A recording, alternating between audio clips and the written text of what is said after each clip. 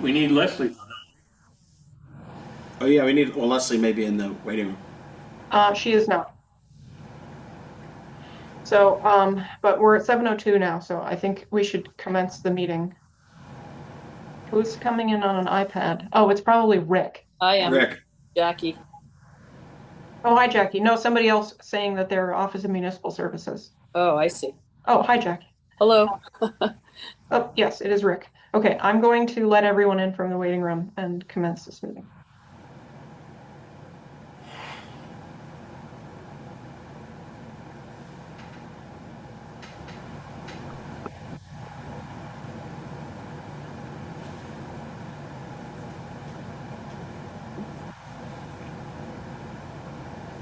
Oh, there's Leslie. She's hiding under a different name.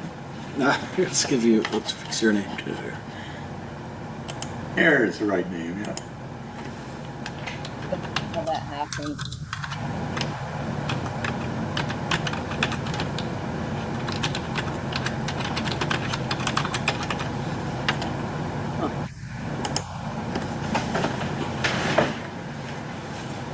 All right. So it looks like we have everybody from our side in the board that we're going to have. All right. So I call this meeting to order. Yes, please. This is the Town of Maynard Zoning Board of Appeals. It's Monday, July 27th, 2026. It's now 7:03 p.m. We have two cases in front of us tonight, and we have an update on a special permit condition for the 1 Powder Mill Road BP gas station. And I think we will start with that 1 Powder Mill Road item. So Zoe, if you wanted to, tell us what's up with that. Well, we had a brief check-in with the owner of the BP station at 1 Powder Mill Road to discuss ongoing vegetation management on the Waltham Street side of the property. He completed some of the plantings that were discussed as a condition of the special permit and opted for a lower lying ground cover on the area closer to the intersection so as not to interfere with sight lines. He also planted some evergreen trees, I think one evergreen tree a little bit further back, and we spoke to him about keeping up on some weed control on the Waltham Street side, which he has done. And he doesn't appear to be here this evening, but Bill, was there anything else you wanted to add on that? No, I think it's going the right direction. We should probably just check in before the end of summer to make sure that everything's in place, because this has been delayed unnecessarily for whatever reason, and it's been, a while. So I think it would be a good idea to check in, period, and give the board an update next meeting too. We'll just a quick advisory on it. Okay. There's nothing for the board there's no vote, there's no matter before the board on this right now. Just an informational update. Excellent, thank you. The next item on the agenda is 16 Waltham Street. And following that, we have another case that is 11 Pleasant Street. Between the time that these were applied for and we're holding our meeting, the wonderful state of Massachusetts came up with a new set of rules. And I just wanted Lisa to give a quick summary of how that will change how we deliberate on these two cases. So Lisa is our town council there. And if Lisa, you could, give us a quick summary of what we're in for now. Sure. Thank you, Mr. Chair and members of the board. And for the record, Lisa Mead, Town Council. So as the chair indicated, on July 9th, the governor signed into a number of amendments related to the Zoning Act, Chapter 40A, which were rather sweeping. They were effective retroactive to July 1st. The one that you will be dealing with this evening is the standards for a variance under Chapter 40A, Section 10. And you might recall that your typical standard for a variance prior to July 1st was whether there was a hardship related to the land, the shape, topography, or soil condition that the applicant didn't create, that caused a substantial hardship, that didn't derogate from the purpose and intent of the ordinance, and was not substantially more detrimental to the neighborhood. That no longer applies at all. The new standard is that the board must specifically find that the strict enforcement of the ordinance, or excuse me, the bylaw, will result in practical difficulty, period. And then it requires you to make a specific finding. It says the permit granting authority shall weigh the benefits to the applicant and to the public interest, including the interest in supporting the production of housing, against the detriment to the public health, safety, and welfare of the neighborhood, period. And then, so that's a required finding. And then the board may also consider whether the practical difficulty relates to soil conditions, shape, or topography of such land or structures, whether strict enforcement would impose a financial hardship, not a substantial financial hardship like it used to be, and whether the benefit sought by the applicant could be achieved by some other method feasible for the applicant to achieve, and whether the practical difficulty was self-created. So that's the new standard. I do know that the applicant on Waltham Street has submitted a supplemental memo to address this new standard, and I believe is probably ready to discuss that with you. But I'm here to answer any questions. I will tell you, there is absolutely zero legislative discussion about this, aside from a press release. And obviously, there are no cases interpreting any of these words. And so, you will be breaking ground. Yay. Thank you, Lisa. And so with that, I'd like to call the 16 Waltham Street case. Let me read the announcement here. The public hearing relative to the application filed by Michael D. Rosen, Roberto Israel in Wiener, PC, 255 State Street, 7th floor, Boston, on behalf of the owner, Daniel Souza, 16 Waltham Street, Maynard, for the property located at 16 Waltham Street, Maynard. The subject property is a pre-existing non-conforming multifamily residence located in the downtown overlay district with underlying zoning in the business district. The property is non-conforming due to insufficient lot area per residential unit, 1,500 square feet required, 1,283 square feet per unit provided. For Section 5 of the Maynard Prospective Zoning Bylaws, the applicant requests a variance from the dimensional requirements for a 4-unit multifamily residential use. And I know that might be slightly dated because of the new legislation, but in any case, the applicant, please. Good evening, Mr. Chair and members of the board. Attorney Michael Rosen representing Mr. Souza. With me this evening are Attorney Ryan Clemens from my office, as well as Mr. Souza. So let me give you a little bit of history on this particular site, and then we'll go through the new law with you briefly as well. So this property was a property that was built in pursuant to a permit pulled in 1987 and built and received a certificate of occupancy in 1988. When it was built, it was built for 1 apartment unit and 1 commercial unit. The reason I bring that up is the structure itself is conforming on the basis that it was built in accordance with a properly issued building permit, and the structure has been in existence for more than 10 years. The variance that we need stems from the use of the property, and it is the use in the property that is really the question. My client purchased this property last fall, has owned it for about 9 months now. When he first bought it, he came in and pulled a permit to do some work to add solar. Got that permit, And then about 6 months after that, he was contacted by the building commissioner, who let him know that the property, in fact, should not have gotten that permit, and that property was in violation of zoning because it was being used as a four-family residential property. My client was not aware of the nonconformity of the use. My client bought the property through normal means. Anybody who would buy a four-family home, they hire an attorney, they negotiate a P&S, they go to a bank, they apply for a residential Fannie Mae four-family mortgage. An appraisal is done, the appraisal comes back, the bank reviews it, approves it, looks at the rent roll, and provides a mortgage, and he closed on the home.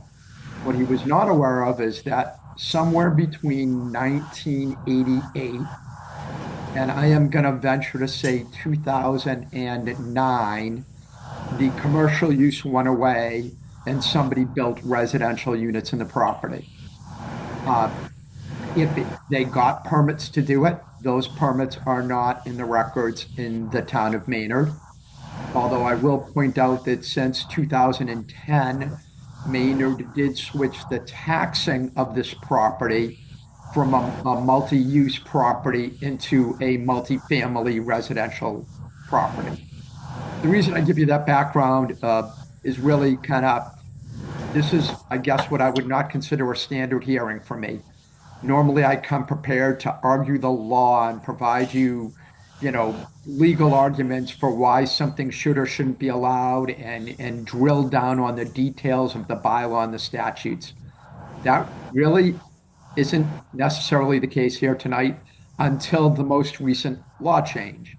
At the end of the day, we were going to appear in front of you and really explain the situation to you, and kind of explain what my client is doing is now trying to bring the property into conformity with local building code, local zoning ordinances, local variance requirements, because quite honestly, my client's a good guy, and he was taken advantage of by the person that sold him this property. I do think, as Attorney Mead explained, the law and the change in the law actually makes the decision for you a little bit easier this evening, because it does provide you a path that I believe is more straightforward than the path that we were originally thinking about discussing. Why I say that is this. Under the new law, the mandatory balancing test is the benefit to the applicant and the community, including housing stock, in comparison to potential detriment to health, safety, and welfare. If I look at that balancing test, I'm looking at a four-family that's been a four-family for at least 17 years. It complies with the parking requirements. It has 6 parking spaces for 4 units, so it's 1.5 parking spaces per unit. It is in the downtown, the DOD overlay district, and it is walking distance to amenities in the downtown area. It is providing housing that is what I would call less expensive, and it's providing an alternate type of housing in the community. And I believe it adds no burden to the health, safety, and welfare of the community, because quite frankly, it's been operating as a four-family property for 17 years. The benefit is you get to maintain this housing stock by getting a variance. And by the way, we'll have to go and get a special permit, and we're going to do that tomorrow evening. You'll make the property legally conforming instead of pre-existing non-conforming and potentially in violation. And the applicant has been working with the building department to try and remedy and cure any and all building code or other defects with respect to the property. So we have a gentleman who is, again, this is his first venture into owning commercial real estate or multifamily property. He's going to end out significantly financially burdened by this particular project because of his unawareness of these pre-existing defects, but is doing all of the right things. And so with that, let me stop my presentation there and see if anybody on the board has any questions if I can drill down on any of the detail for you, or provide you any further information with regard to the property. I could also, if you want me to share my screen, I could probably pull up a picture of the property for you. As all of you are citizens of Maynard, all the members of the board, my guess is if I showed you the property on the screen, if you haven't already driven by it and taken a look, you'd be familiar with what the property is. Again, 16 Waltham Street in the downtown overlay district. Thank you, Mr. Rosen. Thank you. So I would ask the board members, Jackie, Leslie, Brad, and myself, let's start with Jackie. Do you have any questions of Mr. Rosen? Well, I live a hop, skip, and a jump from that house. And I have never seen, the fact that it's a four-family to be even evident, really. I mean, the parking is definitely adequate. I don't really understand. So when he moved in, it was a four-family. It just Yes. wasn't supposed to be. It was supposed to be a three-family. That's what I understand. Technically, it's supposed to be a mixed use. It's supposed to be a one residential unit, and the rest is supposed to be commercial. Oh, that's right, because the permits weren't pulled, because I Correct. forgot about that part, yeah, because I knew Yep. he would have had to have permits to make it purely residential. Okay, I understand. I understand. Okay, And so because it is residential and there are four units, you need 1,500 square feet per unit. right. And he has roughly 1,285 square feet per unit. Okay, So okay, it's the lot of land which is the deficiency here. okay. Anything else, Jackie? No, I understand. Thank you. Leslie, got anything? Yeah, push that mute button. Oh, no, no questions, but didn't we already hear this property a few years ago? Yes, we did. Yeah, Indeed, and what indeed. was that? I believe they were trying to convert it to a 6 unit. Oh, And we did not represent Mr. Souza when he bought the property. mhm. After this all happened, Mr. Souza came to our firm to help him. And we did go and pull your prior records.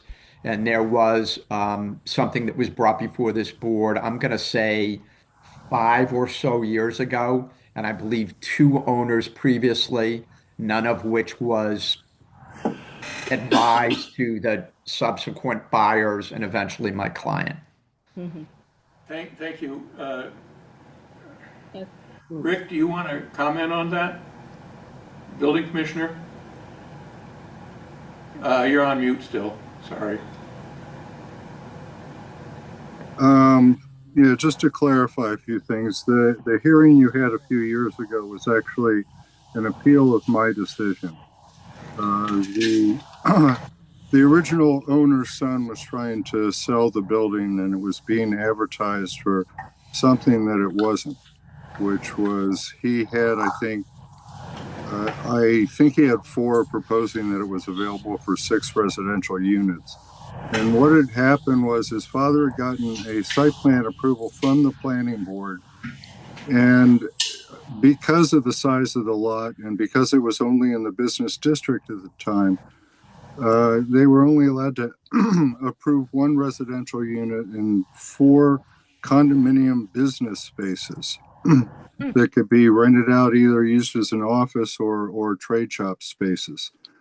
And for some reason, inexplicably, there's no record of it, the planning board signed off on the position of the building, which has 0 setback from the rear lot line and questionable setback from the side lot lines. And so the building became protected after 7 years because there was a building permit issued for it, but there was never a variance for the setbacks. And now the building is fully compliant because it's in the overlay district and you don't require setbacks in the overlay district.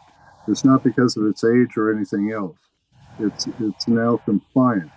So after your hearing in the past, someone bought the property, the person who sold it to the current applicant, and worked with Bill and I on a plan to bring the property forward with 6 residential units. And then we lost touch with him, and before I was aware, there was occupancy of the building. The solar permit really has nothing to do one way or the other. A person can put solar panels on a vacant building or a building of any particular use. I was never there to revoke the solar permit. We're just here to straighten this out. And fortunately, the change in state law that went into effect on July makes this, I think, a very easy case for you. That's about it, unless anybody has any questions. Appreciate it, Rick. Brad, do you have anything to ask? You're on mute still. Brad, push the mute button.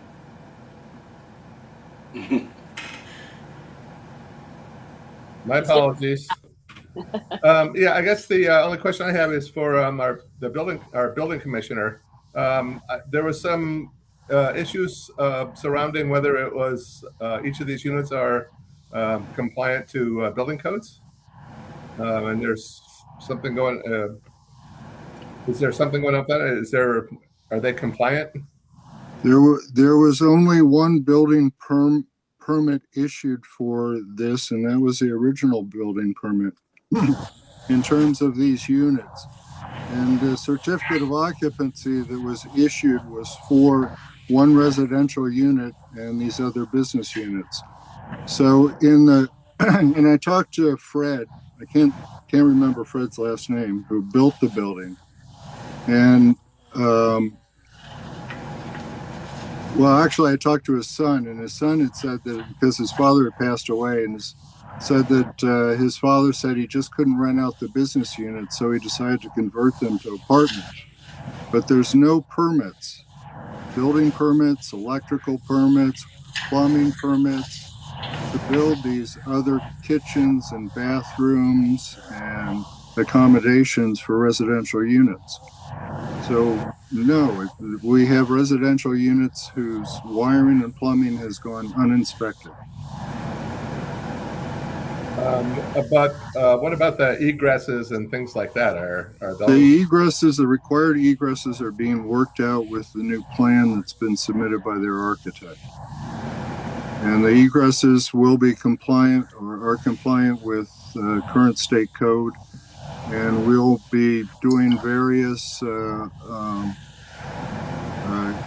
destructive examinations of the wiring and plumbing to see what has to be replaced and what can remain.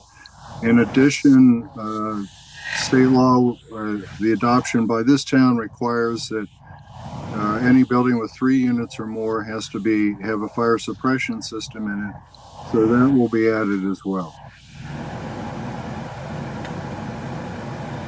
Okay, so if they get a variance for it and it goes through the planning board and all that, before there's an occupancy, it will have to pass to get an occupancy permit. It'll have to go through your department. Is that correct?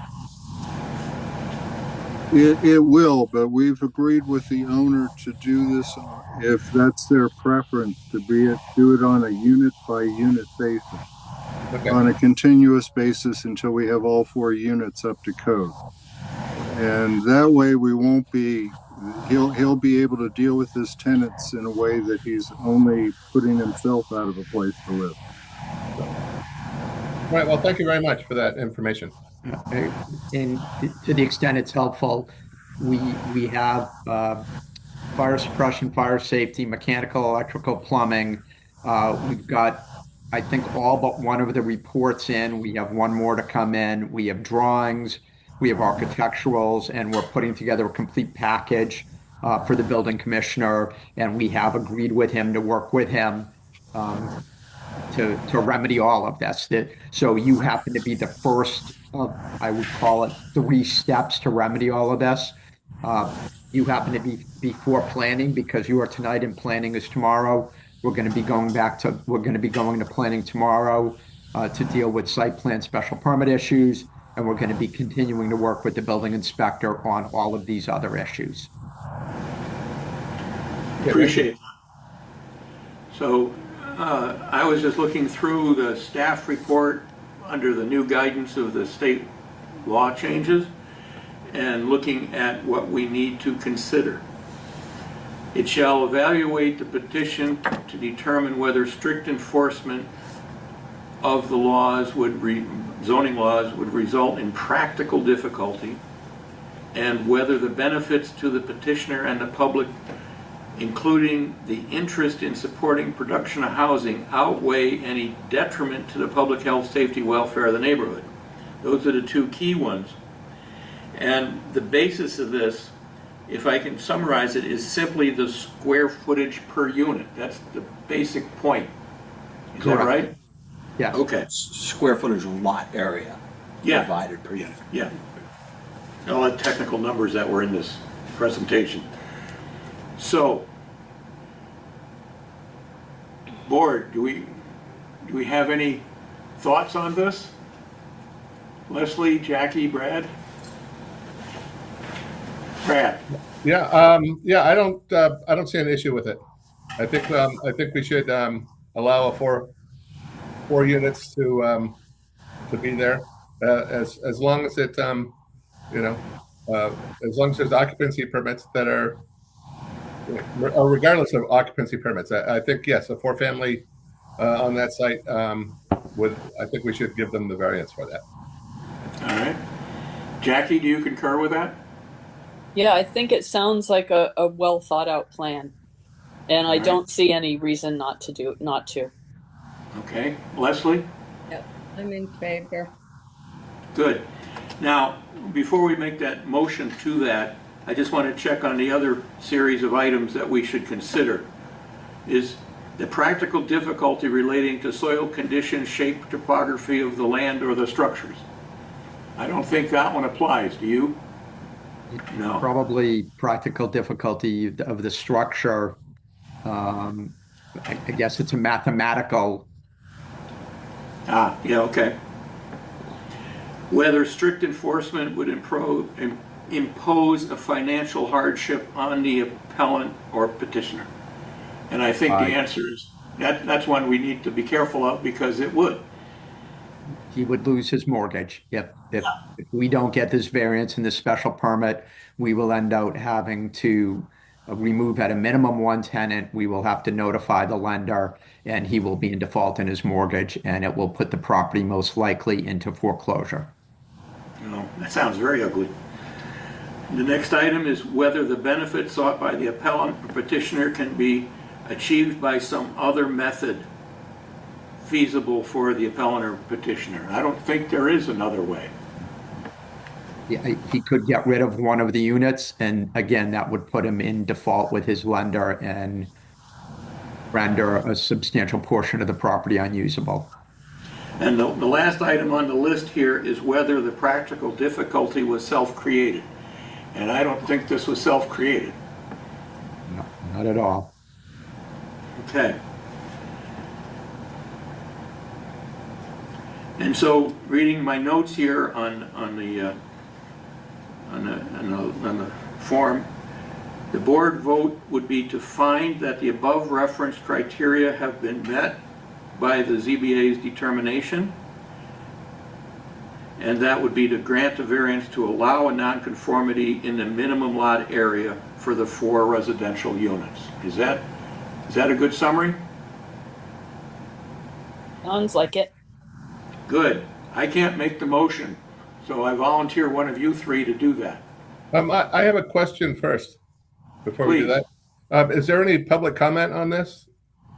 Yeah, good point. I keep forgetting that. I am sorry. Is there any public comment? We have no members of the public on our Zoom meeting.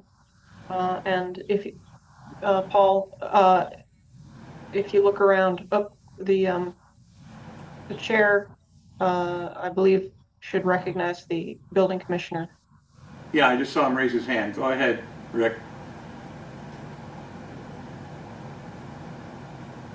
I just wanted to point out in the course of you doing your findings that there was a provision in the change for July 1st that you should look favorably if the granting of the variance would create additional housing units, Mhm. which this will. Additional or just to legitimize the 4 that are there? Yeah. What's the difference? Just checking. No, I mean, what's on record? What's I mean, actually on record? what One. if Oh, okay. the lack of a variance would leave them or any future owner with only the option for 3 dwelling units. So the granting of the variance does produce the potential for an additional legal dwelling. Good point. I'm just Okay. saying the state seems to want to make that a sale point in their changes to the zoning act. It's a good point. All right. And so to phrase the motion properly, is this something you want to tackle, Leslie? Or should we give it to Jackie? No, let's let Leslie. She does it so well. Oh, but I'm stepping back from the board. I know, but you can do this. So, Do it next time, I your last official act would be a motion under the new law, which would be kind of, How a nice way, exciting. a nice way to step aside. Honorable. Right, Yeah. well, okay. Thank you. Only doing this from my scanty notes here. Okay. I make a motion to grant the petition for a variance for the property at 16 Waltham Street to allow for the nonconformity in the lot area and thereby allow the additional, the production of an additional legal dwelling, given that we have weighed the benefit to the public and to the owner in so doing, and find that there is adequate parking and that's beyond, okay, that's all I have notes for. Leslie, you're muted. Can you repeat that? No, just kidding. I think we're being recorded. Mhm. All right. I second the motion. Good. Took the words right out of my mouth. So, all in favor? Jackie? Yes. Leslie? Yes, Brad? Yes. And I'll be a yes as well. And so I believe that concludes this portion of your discussions. And so what is the write-up step for this? Is this one that we have to wait so many days, Bill or Zoe, to get them the document? Mr. Chair, it's a standard variance, so the staff would write up the variance and the chair would execute the variance in conformance with your standard practices. Okay, and so then my question would be, can one of you two recite the timeline of that? Zoe, you want to take care of that? Well, the board has, the board, the chair should produce a decision on the variance, on the document, and then I believe it has 14 days for that document to be stamped by the town clerk. And that date stamp begins a 20-day appeal period before, for any kind of appeal that might come in from an abutter or any other party who is standing to do so. And at that point, the applicant should obtain a letter certifying that there has been no appeal from the town clerk, and then the decision can be recorded at the Registry of Deeds. But where this is legitimizing an ongoing use, I think for all practical purposes, I don't think there's anything that has to be done at that time other than to have the decision recorded. And I do think, based on what happened several years back, I will make sure that I coordinate with town staff and make sure we get this and we get it on record. again, that Fred or Fred's son or whoever got that last decision on that site plan and didn't go ahead and record it if he had. And again, not picking on anybody, but it certainly would have saved my client some hardship. So we will absolutely make sure we stay in touch with the building commissioner and Zoe with your office, and we'll get that decision from you when you have it ready, and we'll get it on record, and then we'll get you a recorded copy back at your office. We will be in touch. We will be proactive about making sure that happens. All right. Mr. Chair, members of the board, Attorney Mead, and Building Commissioner, I want to thank everybody. This was, a very awkward matter to begin with, and I appreciate the professional way that everybody handled it. So I want to thank you. Thank you for Good luck. your patience with us. Thank you. Have a nice night. You too. Thanks. All right, bye-bye. Very much. So our next case, Lisa, I'm sorry, Mr. Chair. Lisa said she'd stay with us if you wanted. yeah, sure. Okay. Appreciate it, because it's the same kind of challenge, but Yep. on a slightly different focus. So the next hearing we have is 11 Pleasant Street. Public hearing pursuant to a variance application filed by Studio In Situ Architects, Inc., 63 Main Street, Maynard, on behalf of the owner, Matthew Janik, 11 Pleasant Street, Maynard. The subject property, 11 Pleasant Street, is a pre-existing non-conforming multifamily dwelling located in the general residence district. The property is non-conforming due to insufficient front setback, 25 feet required, 15 feet provided, and lot width, 70 feet required, 66 feet provided. Per section 4.1 and 5.1 and 8.1 of the Maynard Protective Zoning Bylaws, the applicant requests a variance for proposed construction of an accessory dwelling unit that would create a new nonconformity on the right side setback, 15 feet required, 12 feet 8 proposed. And there are some documents and diagrams and so forth, and I would say, applicant, please explain.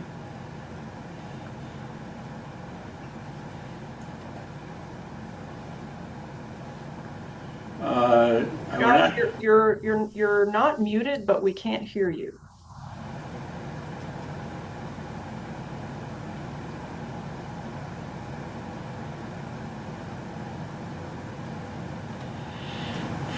Can you hear me now? Yes. Yes, much Perfect. better. Thank you. Sorry about that.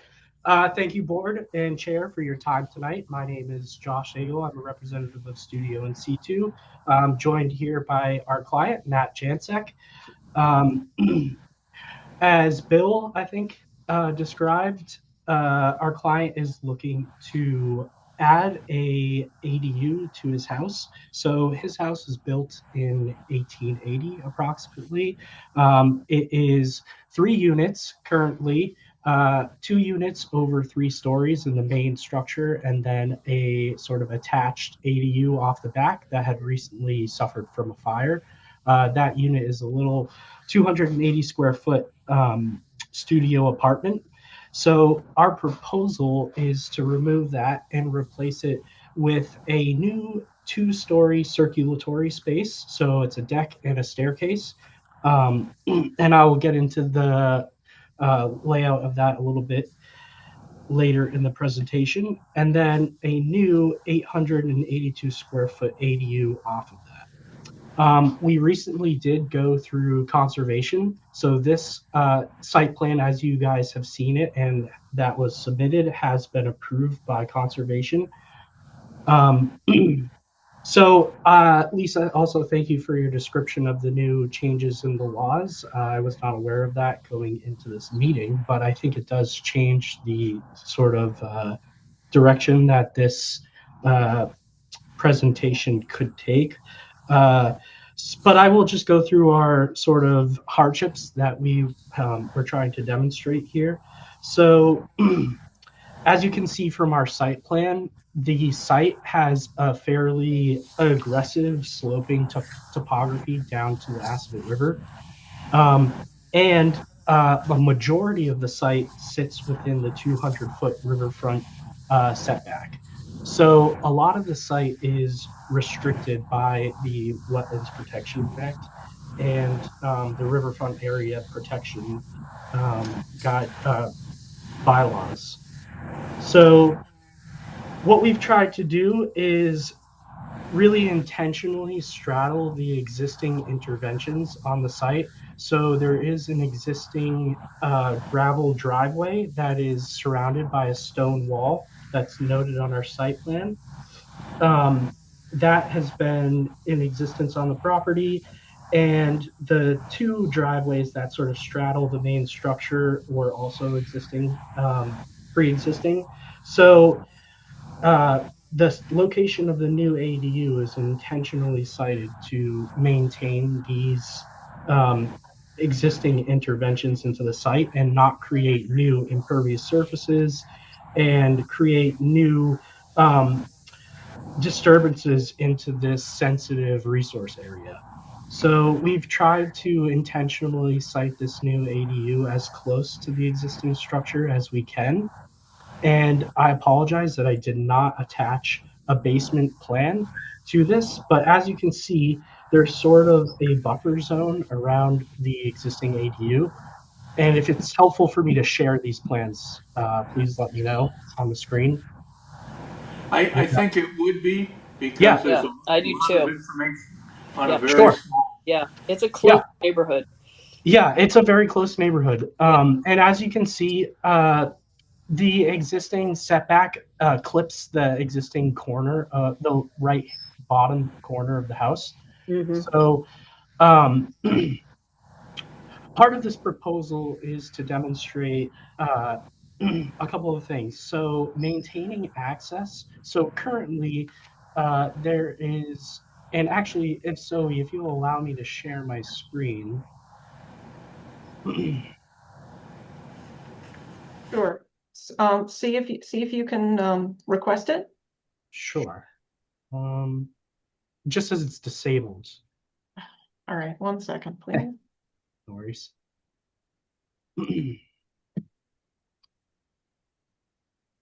All right, try it again, please.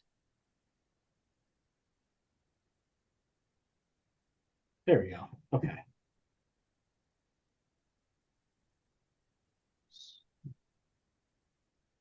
Let's go to this one. Okay, so as you can see here, there is an existing deck and staircase that accesses the top floor unit, which is actually Matt's unit.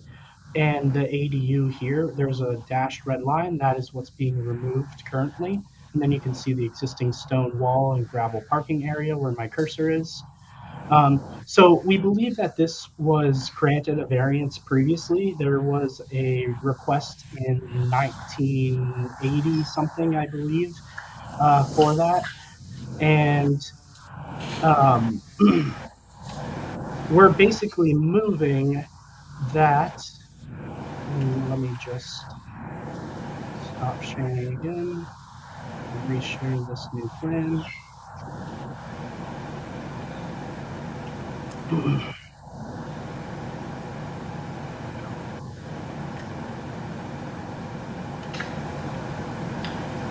Okay. We're basically moving that outside of the setback here. So if you can see my cursor here.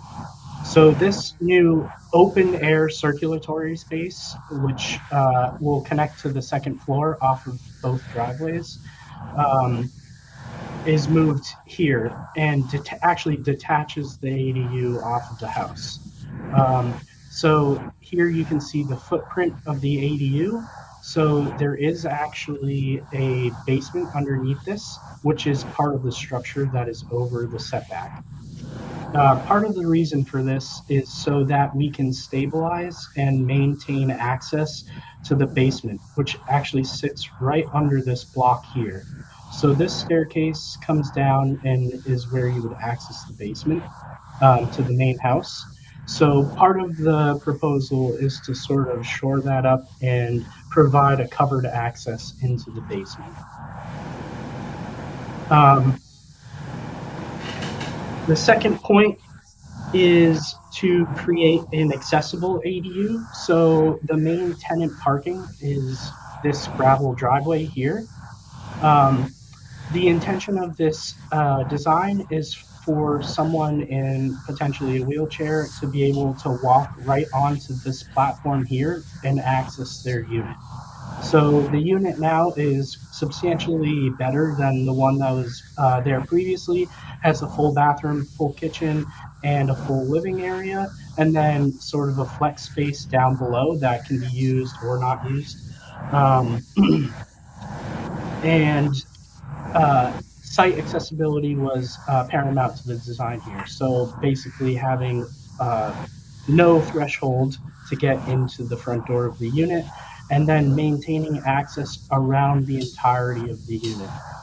So that is for practical reasons as well. As a landlord, Matt has expressed his desire to be able to access all sides of the unit, and especially during winter months where we have snow, being able to get equipment around here just because of these grades, the topography, getting snow blowers around here is quite difficult. His other tenant actually accesses their unit not only from the front here, but from the side is their primary entrance. So maintaining access all around the site to both driveways is paramount. And then I want to go into the visual character of the design. So as you can see from the elevations, the general massing of the ADU is actually set back beyond the setback. What is actually over the setback is largely visually just like a farmer's porch, a wraparound farmer's porch. It's substantially below grade. So we were really intentional about that, giving the ADU enough space to be practical. So I know that the ADU threshold is around 900 square feet, so we're under that, but it's still a very generous layout. So, someone moving to Maynard really does have quite a bit of space to, live comfortably. And visually, it's not, a blight on the neighbors because that portion that sticks over is really subgrade. And again, May I interrupt yeah, just for a moment? absolutely, please. I'm trying to catch up on what you mean by subgrade. You mean it's down in a pit? Sorry. So the lower floor of the ADU is actually below grade. So it's sort of like a basement, but there is windows to it. And then there is actually access to it from the common stair here. So if I may just switch my screen again And here. that goes out back. Yes. I mean, the entrance, yeah. I will share that here. So you said the farmer's porch is below grade? No, sorry, the additional square footage of the ADUs. So Like if you a see walkout. It's like Yep. a walkout basement type thing. kind of, yeah. So here you can see this is the basement portion of the ADU here. So the circulatory space that's covered that separates the main portion of the ADU actually has its own staircase down to this lower level. This lower level is sort of like a basement flex space, and that is visually below grade. Whereas the main living space of the ADU is above grade here. Oh, I think I get it. Yep. And then, as you can see from the elevations, this unit, so that basement portion is sort of underneath here. The main All right. living space is above, and they have sort of lookout windows here on this elevation. And then here you'll see the two-story circulatory space. It is open air, but it is covered. And that will access the top floor unit here, and then the ADU, and then it will maintain and improve access to both the existing basement and this new subgrade space.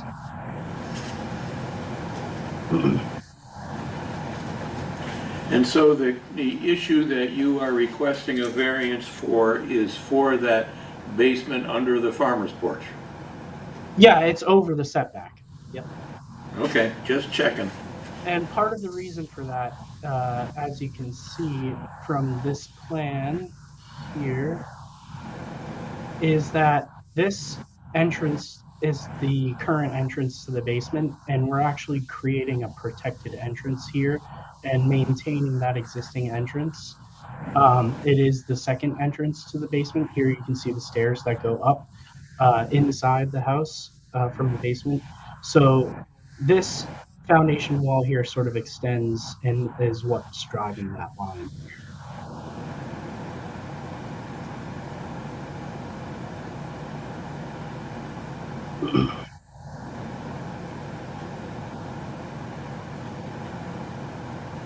Where are the neighbors? They're not, I mean, it doesn't matter, but I mean, they're not, the neighboring buildings aren't here, right? No, I think there's a shed nearby. Is that right, Matt? And I I don't- thought there was a shed in the backyard behind the house when I went by. Maybe that was the neighbor's shed. They do have a shed, but it's quite a bit ways down the slope. Okay. But that's not on this property. There's a shed on the other side, further down. Josh, I don't know if that's on this plan. It might be. Okay. Um, Only asking yeah.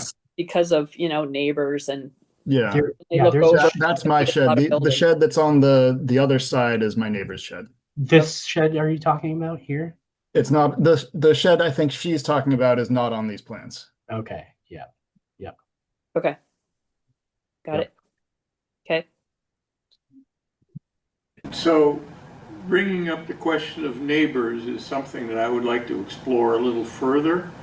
Is there, Zoe or Josh, is there an easy way to get like a street view, or not a street view, a satellite view to see where the neighbors are, or some kind of a regional map? Sure, yeah. Let me see if I can pull that up. Can I ask a question while he's getting that up? Please do, Rick. He says that the ADU is going to be 800 square feet. Should I assume that one of the existing residential units is at least 1,600? Could you explain that a little bit more? Sorry. Well, I don't know if Lisa's still on, but it was I my am. understanding that the ADU is 50% of the living space not to exceed 900 square feet. And in a multi-unit building, that would be from the largest unit. You don't, it's my understanding that you wouldn't use all the units collectively to get your half. That's right. So it's 50% or 900 square feet, whichever is less. 50% of the largest unit, whichever is less, and it is both. It includes the basement. Right. And so there would have to be a 1,600 square foot unit existing for an 800 square foot ADU. Is that right? That's correct. Okay, thank you. So, Josh, to answer his question, Yeah. what is the square footage of the various portions? Yeah. That I can give to you one. I just found something online. It has to be no larger than half the gross floor area of the principal dwelling or 900 square feet, whichever is smaller. Yeah. Just what you said.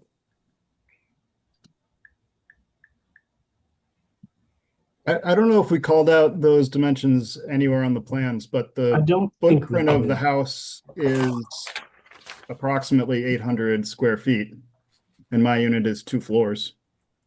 Yeah. So before I'm you, pulling up. you're just going to need to verify that. Sure. Yeah, we can definitely verify that. Sorry, I'm just trying to pull up our existing conditions here. I'm not sure if we even measured the rest of the house. Yeah, and the only other point I wanted to make is that You have a basement that's not wheelchair accessible, but you're designing a unit that's accessible?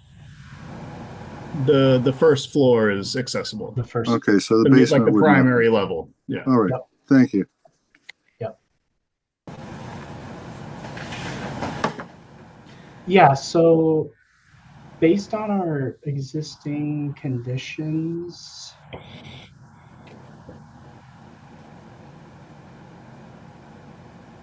I believe we meet that threshold, but we can definitely verify that for you. I'll have to go and get accurate dimensions, because I think you're right, Matt. I don't know that we actually measured the main house in great detail. You pull up a listing, possibly. Yeah, I'm trying to pull up the property assessor's records right now. I'm Hmm. having a problem. The building sketch on the GIS shows first floor and second floor 34 by 26 footprint. And also now, but I don't know what the breakdown is of the units within the footprint. So are those the property records, or is it the off the property card? Because there is a difference between the two of them. No, one of them's not unofficial, but it has a sketch on it. And if you go by the sketch, That's what I was looking at from the Patriot, and so it's on the field card as well. It's the same drawing. Okay. So if you have 2 stories at that, then you're not going to have one unit that has 1,600. No, I don't think so, because it's 24. The property card says it's 2490. There are a couple of different rooms. There's the largest area, which is on multiple floors, is 34 by 26. Then there's a first floor space that's 18 by 14.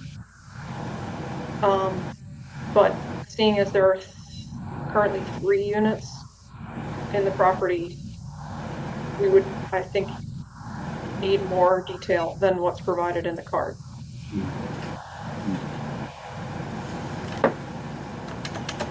Thanks, Zoe. That's all I've got. I'm going to take off, folks. Thank you. Yeah, thanks for your help, Rick. Thanks, Rick.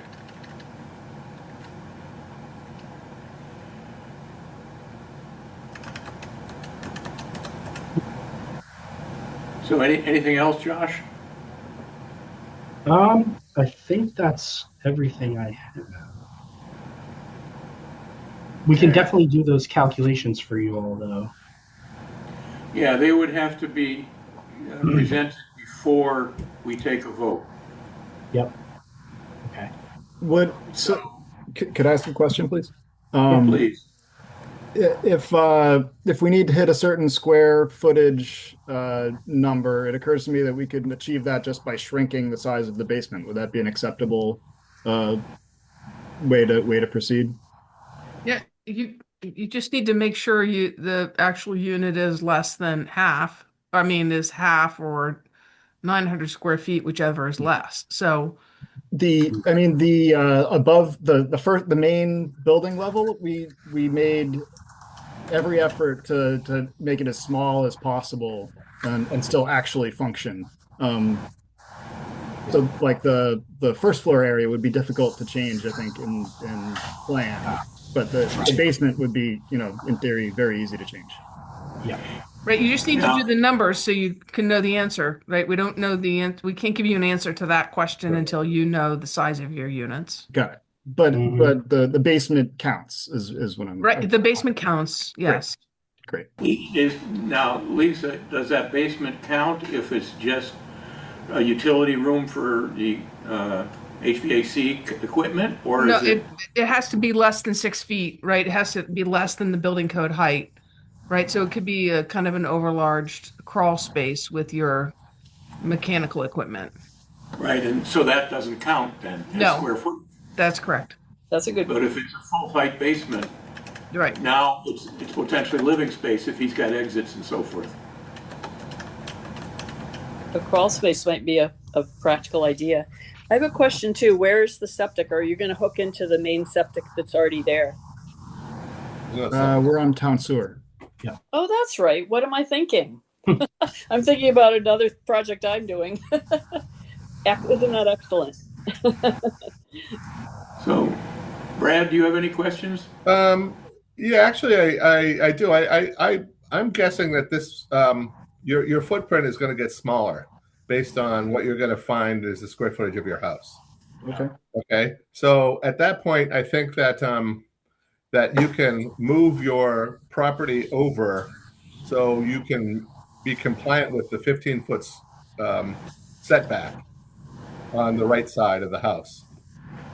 And you can gain that 2.5 feet off that corner, and then you don't have to come to us to get a variance. And I think that's probably you're probably, in my opinion, it might be a good alternative for you. My understanding was that that corner of the house is already over the setback. So no matter what we're doing, if we're touching that corner, I needed to obtain the variance. That's why I'm saying if you make it smaller,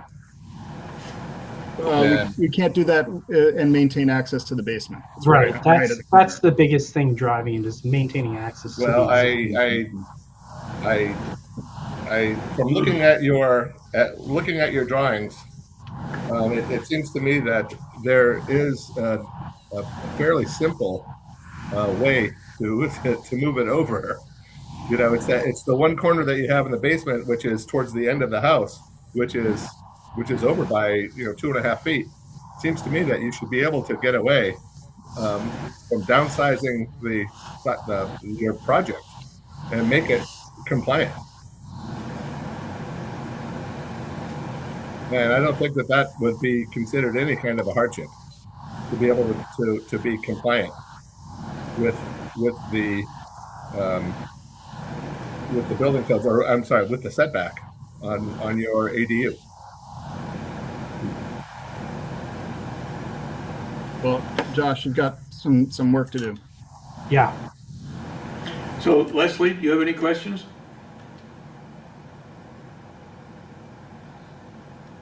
Don't forget your button. No,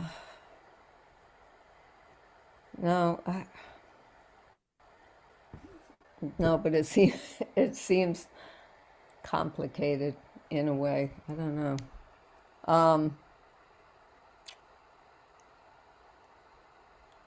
No. So what I would suggest is that we make this a continued meeting to some date certain in the future. And to target a date, Zoe, what is our next probable meeting date? That's going to be August 24th. Is it the 4th? It's the 4th Monday in August. Or is it the 3rd? I don't remember. 4th. I believe it's the 4th Monday. Unless it was rescheduled for something. I don't think Yes. it did. So, I think we're looking at the 24th of August. does that give you guys, Josh and Matthew, enough time to figure out Yeah. and maybe think about Brad's ideas? Yep, If that makes any sense to your plan? it does. All right, so in that case, I need a motion. If you're willing to do this as a continuance, I need a motion from somebody to make that continuance. I'll make a motion to continue this to August 24th. Thanks. Do I get a second? I second the motion. All right. Leslie, yes, no? Yes. Okay. Jackie? Yes. Brad? Yes. And I'll be a yes as well. So we wish you well, and we'll see you in a month. Thank you. It's a neat Yeah. design. Oh, It is a neat design. Thanks. will any new findings that create some visuals be sent out ahead of time? Yes. Yeah. Yeah, it's really helpful. And if Brad's ideas force you into not having to come in front of us, it would be good to let us know that ahead of time. Yeah. Absolutely. Could check that box. All right, so there is another item on the agenda, if we're done with this one for now. All right, now, well, I'm going to take my leave. Take care. Have a nice evening. Thank you very much. Thank I you. appreciate you helping, so thank you very much. My pleasure. So we close the meeting? Close the hearing? How we do this? No, you didn't close it, continued it. It's been continued. That's right. Continued it. Okay, Now, if you want, when you're done, you close this meeting. yeah. And so the next item on the agenda is something about electing a chair and a vice chair. You guys want to do that? You want to vote for a chair and a vice chair? Do we have enough people here? You only need 3 for that. Oh, Okay.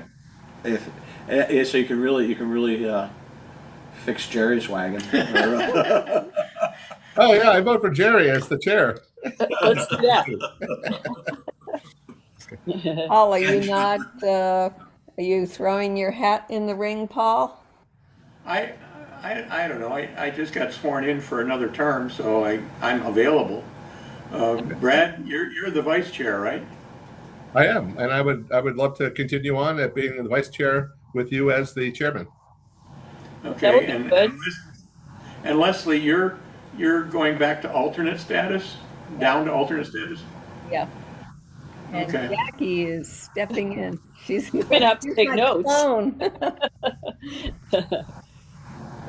Although, Leslie, I think you're on the hook for one more meeting. Yes, I know. Yeah. Well, unless they don't continue. Yes, of course. Right. Yeah. Or there's something new that comes up. No.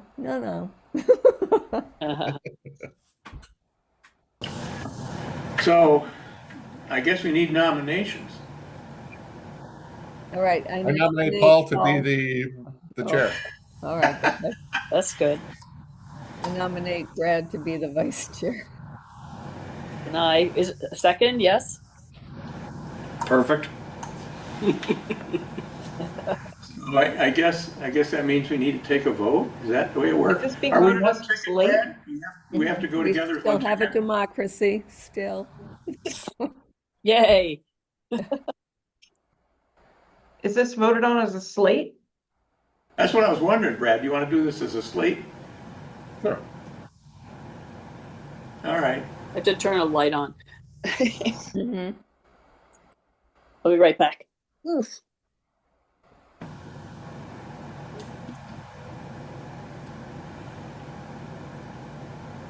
Wow, bright lights. Here we go.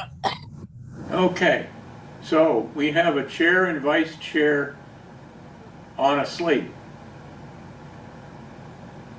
What's the theory? You guys gonna vote for us, you ladies? You gonna vote for us, guys? Certainly. Yeah. Mhm. So Brad, are you gonna vote? Yes. I Okay, vote anybody in for. particular? Okay, I recommend that you take a roll call vote. all right. Leslie, Yes. Jackie, Yes. Brad. Yes. I might as well be yes too. How's that? Right. Perfect. Congratulations. We don't have to change the website. How efficient. All you have to do is flip-flop Jackie and Leslie. Yeah. Yeah. Well, On the board of assessors, we're down to 2 people, so we only have a chairman and Oh, a vice good. chair. Nice. 2. Yeah. Oh, yeah. So, yeah. Oh, So, just to fill Brad in on why I'm here at Town Hall. I live in a 2-family and I let the tenant run my internet. I was the visitor on his internet. Uh-huh. He moved. What'd you do? What'd you do? Raise the rent on him? No, he moved into my house next door. Ah. So but it was too far away for his internet to be broadcasting for this. You need an And the extender. internet box that we had in the house was too old. Oh. So I had to get a complete new service, and it's not in yet. Oh, I was wondering. so what did you get for your service? I don't know. My wife figured it out. I think it's a Verizon thing. I'm sorry to hear that. Yeah, I know, but Yeah. they got the cable already there. I have a Mint Mobile box that sits in my window that I get great wireless Wi-Fi throughout my apartment in my house. I have tons and tons of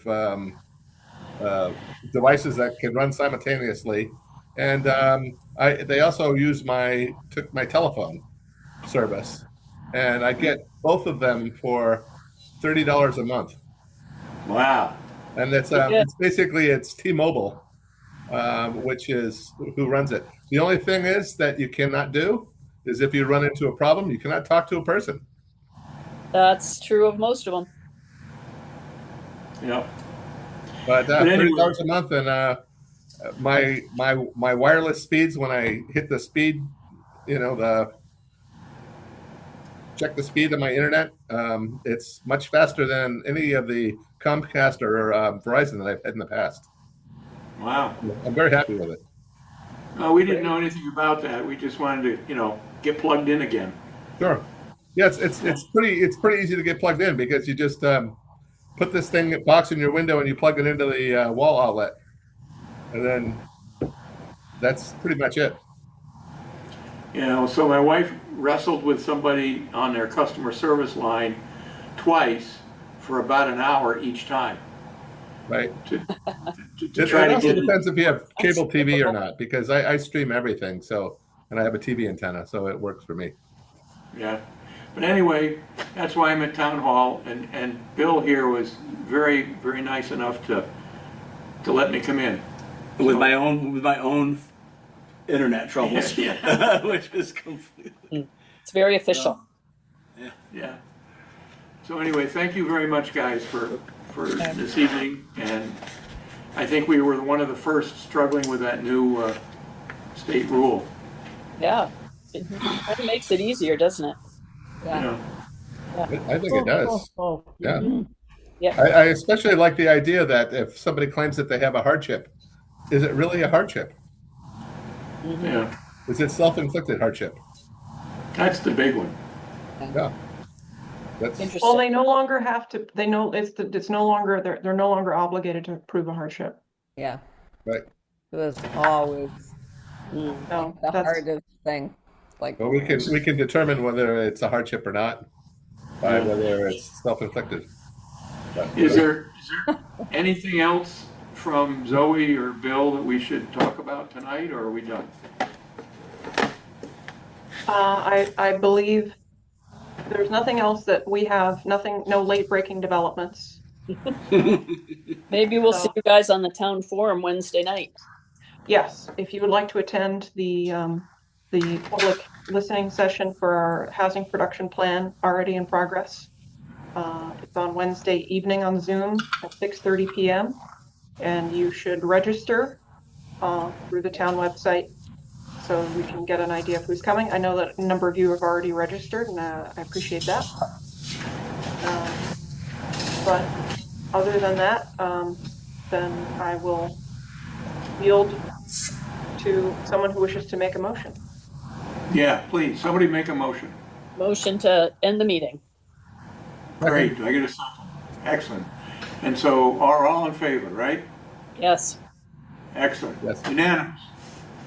Thank you very much again, guys. Thanks, everybody.